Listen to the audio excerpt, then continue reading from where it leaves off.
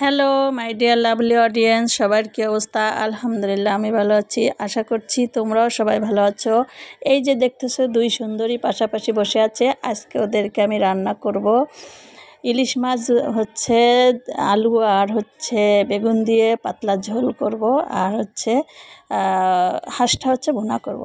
তো যেই কথা সেই কাজ, মাছ কাটতে চলে আসলাম। মাছ কাটতে বসে আমি ভাবলাম যে যেহেতু ছেলে আর মেয়ের সমান অধিকার, সেই ক্ষেত্রে আমি একটা কাটবো, রেজা সাহেবরে দিয়ে একটা কাটাবো। তো তোমরা দেখতে থাকো, আমি কিন্তু রেজা সাহেবরে দিয়ে হাঁসটা কাটাবো, যেটা কঠিন সেটা তারে দিয়ে কাটাবো।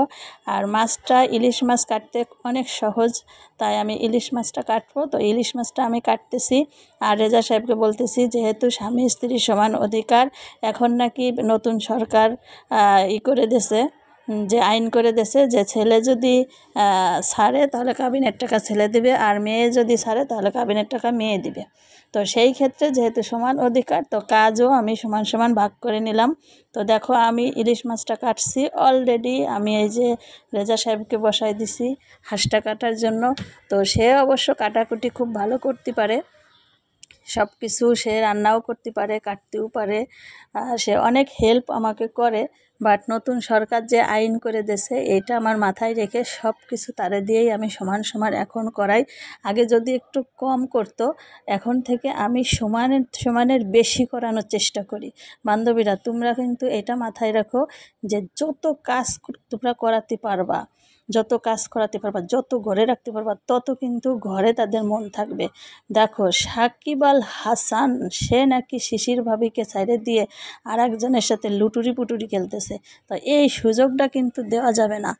যত পারো সংসারের কাজ করাই নিবা। ধুমসে যদি না করাও, তাদের যদি তোমরা মানে অন্য কাজে পাঠাই দাও বাইরে, বা তারা অলস টাইম পার করে, তাহলে কিন্তু তাদের মগজে দুষ্টু বুদ্ধি এসে ভর করবে।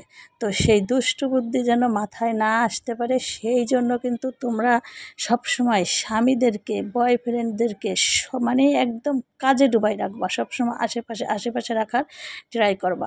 তোমাদের সাথে গল্প করতে করতে কিন্তু আমি এদিকে রান্না প্রায় শেষ। দুই চুলোয়, এক চুলোয় হচ্ছে আমি ইলিশ মাছ দিছি, আর এক চুলোয় হচ্ছে হাঁস দিছি। তো প্রায় আমার কিন্তু রান্না শেষের পথে। তোমাদের সাথে গল্প করতে করতে দেখো আমার রান্নাও হয়ে গেছে। তো যেটা বললাম তোমরা কিন্তু এই অনুযায়ী কাজ করো। পুরুষ মানুষ কিন্তু বহুত খারাপ, এদের কিন্তু একটু ওই চাটাপোটার অভ্যাস আছে। যতই তুমি তাকে একদম দুধ কলা দিয়ে খাওয়াও, তারপরেও কিন্তু তারা একটু বাইরে শোষো করে বেশি। তো এটা মাথায় রেখে সবসময় পুরুষকে একদম সোজা করার জন্য কাজে লাগাই দেবা। তো এই তো রান্না বান্না শেষ, সবাই ভালো থাকো, আল্লাহ।